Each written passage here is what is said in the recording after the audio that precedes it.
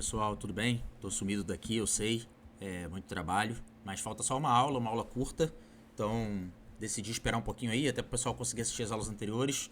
Pouca gente chegou aí até o fim, mas vamos gravar aqui a última aula de leilão extrajudicial e depois convido vocês a me seguirem lá no Instagram, porque tem acontecido coisas novas o tempo todo. Acabou de ter uma resolução do CNJ que talvez facilite os leilões, ainda vou dar uma estudada melhor, tem 2 dias isso. Teve um julgado recente de São Paulo que validou aquilo que a gente estava chamando aqui de cashback do leilão, ou seja, quando sobra dinheiro, ao invés de devolver para o devedor que perdeu o imóvel, pagaria a comissão do leiloeiro para o arrematante. Então, uma notícia excelente aí para quem quer arrematar imóvel. E tem tido notícias o tempo todo, eu sempre posto lá, tá? Quando tem alguma jurisprudência, alguma coisa, algum julgado novo. Então acompanhe lá. Mas como curso que eu separei, essa aqui é a última aula, tá? Então vamos começar aqui. Aula 17. Primeiro a gente vai falar sobre os custos do leilão extrajudicial. Lembra, a gente conversou sobre os custos do leilão judicial e aqui não muda muita coisa não. O que muda aqui?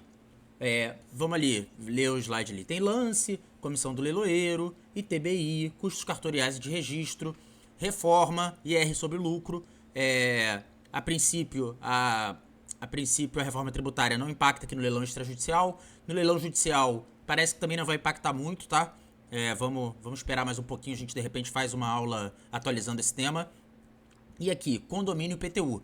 Bem, a gente discutiu muito aqui no curso de que hoje em dia está sedimentado que o IPTU não pode ser repassado ao arrematante, e eu acredito, tem até artigo publicado lá no Migalha sobre isso, que também o condomínio não pode mais ser repassado ao arrematante. Porém, temos julgado do STJ falando apenas do IPTU, já tem até tema do STJ, o que significa que a princípio isso está pacificado, a não ser que ele venha mudar de entendimento no futuro, mas a princípio todo mundo tem que respeitar.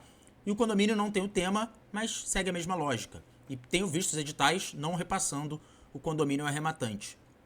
Aqui, todavia, no leilão extrajudicial, também é comum que não se repasse, tá? Porém, o credor, geralmente o banco, pode escolher isso e colocar no edital. Então aqui você tem que ler muito bem o edital. Além desse custo, também temos a ação de emissão na posse. Eu não sei se vocês lembram que eu falei aqui que você deve tentar um acordo assim que você arremata para ver se a pessoa sai.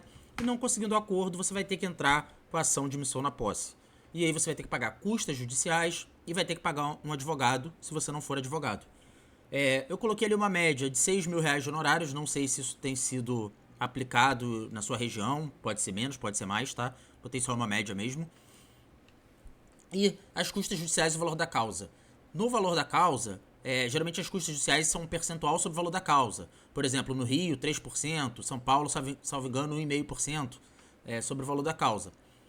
O valor da causa você pode colocar R$10.000, tá? Porque você não está discutindo o imóvel, você está discutindo apenas a posse. Então a jurisprudência tem entendido que, como não dá para você ter um valor pela posse, um valor preciso, você pode botar ali R$10.000 e pagar custas baratas, geralmente o mínimo estipulado por cada estado. Botei ali a dica que essa taxa de ocupação de 1%, que a gente já falou nas outras aulas, pode ser a moeda de troca para você conseguir, eu não vou te cobrar nada, me dá aí esse imóvel em 2 meses, 3 meses, né? E aí você conseguir fazer um acordo, que é sempre a melhor opção. Lembrando, para você não ficar esperando. Assim que você registrar, entre com a ação de emissão na posse. Tente fazer o acordo entre a arrematação e o registro. Então, para resumir aqui, 2 custos diferentes.